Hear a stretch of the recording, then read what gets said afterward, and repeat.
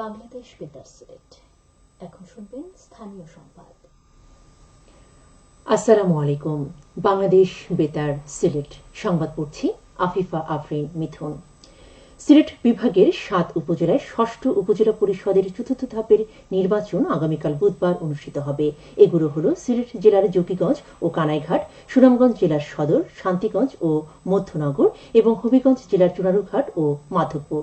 তবে বন্যার কারণে সিলেটের ২ উপজেলা জকিগঞ্জ ও কানাইঘাটে ভোট গ্রহণ নিয়ে শঙ্কা তৈরি হয়েছে। জেলা নির্বাচন কর্মকর্তা মোহাম্মদ জিলুর রহমান জানান, জকিগঞ্জ উপজেলার ৫টি কেন্দ্র এবং কানাইঘাট উপজেলার ৪টি কেন্দ্র বন্যার পানিতে প্লাবিত হওয়ায় বিকল্প কেন্দ্রের তালিকা নির্বাচন কমিশনে পাঠানো হয়েছে। বিকল্প কেন্দ্রগুলোকে কমিশন অনুমোদন দিলে প্লাবিত কেন্দ্রগুলোর বদলে নতুনগুলোতে ভোট নেওয়া হবে। এদিকে নির্বাচন সুষ্ঠুভাবে সম্পন্নের লক্ষ্যে সিলেটের ৭টি সহ দেশের ৫৮টি উপজেলায় সোমবার দিবাগত মধ্যরাত থেকে আগামী ৬ জুন মধ্যরাত পর্যন্ত মোটরসাইকেল চলাচলের উপর নিষেধাজ্ঞা দিয়েছে সড়ক পরিবহন ও মহাসড়ক বিভাগ। এছাড়াও আজ রাত ১২টা থেকে ৫ জুন রাত ১২টা পর্যন্ত taxi cab, pickup van, microbus, truck চলাচল বন্ধ থাকবে। তবে এই নিষেধাজ্ঞা রিটার্নিং অফিসারের অনুমতি সাপেক্ষে প্রতিদ্বন্দ্বী প্রার্থী, তাদের নির্বাচনী এজেন্ট, দেশি বিদেশি পর্যবেক্ষকদের ক্ষেত্রে শিথিলযোগ্য। তাছাড়া নির্বাচনের সংবাদ গ্রহণের কাজে নিয়োজিত দেশি বিদেশি সাংবাদিক পরিচয়পত্র থাকতে হবে। নির্বাচনের কাজে নিয়োজিত কর্মকর্তা কর্মচারী, আইন শৃঙ্খলা রক্ষাকারী বাহিনীর সদস্য, নির্বাচনের বৈধ পরিদর্শক এবং কতিপয় জরুরি কাজ যেমন অ্যাম্বুলেন্স, ফায়ার সার্ভিস, বিদ্যুৎ, গ্যাস, ডাক, টেলিযোগাযোগ ইত্যাদি কার্যক্রমে ব্যবহারের জন্য উল্লেখিত যানবাহন চলাচলের ক্ষেত্রে উক্ত নিষেধাজ্ঞা প্রযোজ্য হবে না। এছাড়া জাতীয় মহাসড়ক, বন্দর ও জরুরি পণ্য সরবরাহ, অন্যান্য জরুরি প্রয়োজনে সংশ্লিষ্ট কর্তৃপক্ষ এরূপ নিষেধাজ্ঞার শিথিল করতে পারবেন। সিলেটে চলমান বন্যায় নগরীর ২৮টি ওয়ার্ড প্লাবিত হয়েছে। এতে ১০,০০০-এরও বেশি পরিবার ক্ষতিগ্রস্ত হয়েছেন, আর পানিবন্দী রয়েছে লক্ষাধিক মানুষ। বন্যা দুর্গতদের মাঝে কাউন্সিলরদের মাধ্যমে শুকনো খাবার ও বিশুদ্ধ পানি পৌঁছে দেওয়া হচ্ছে। বন্যা পরিস্থিতির অবনতি হওয়ায় যুক্তরাজ্য সফর সংক্ষিপ্ত করে দেশে ফিরছেন সিসিক মেয়র আনোয়ারুজ্জামান চৌধুরী। সবকিছু ঠিকঠাক থাকলে বৃহস্পতিবার সকালে সিলেট পৌঁছাবেন তিনি।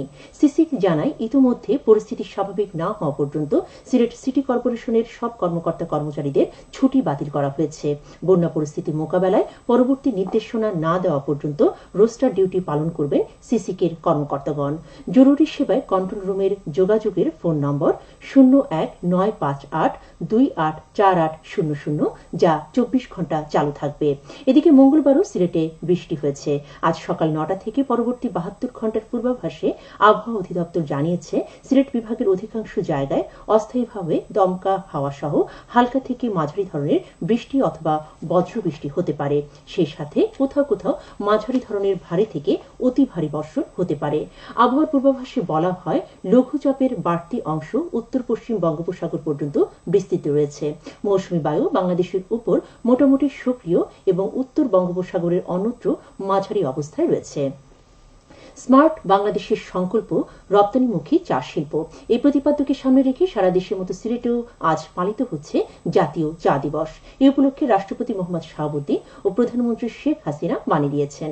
এছাড়াও প্রধানমন্ত্রী আজ সকালে রাজধানীর ওসমানী স্মৃতি মিলনায়তনে চা শিল্পে বিশেষ অবদানের স্বীকৃত স্বরূপ ৮টি ক্যাটাগরিতে বিভিন্ন চা কোম্পানি, ব্যক্তিকে চায়ের জাতীয় চা পুরস্কার ২০২৪ প্রদান করেন। চা শিল্পে জাতির পিতার অসামান্য অবদান ও চা বোর্ডের চেয়ারম্যান হিসেবে তাঁর যোগদানের তারিখ স্মরণীয় করে রাখতে ৪ জুন জাতীয় চা দিবস ঘোষণা করা হয়। সারা বিশ্বের মতো আজ বাংলাদেশে পালিত হচ্ছে শিশু আগ্রাসন নিরোধ দিবস।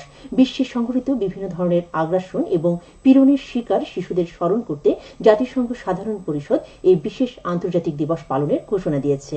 আগ্রাসনের শিকার আন্তর্জাতিক শিশু দিবসের সূচনা হয় ১৯৮২ সালে।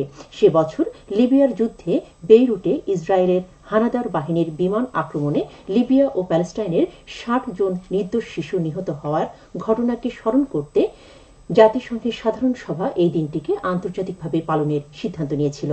এই দিনে সারা পৃথিবীতে যত শিশু ও কিশোর যুদ্ধ এবং সন্ত্রাসবাদী আগ্রাসনের শিকার হয়েছে তাদের সবাইকেই স্মরণ করা হয়।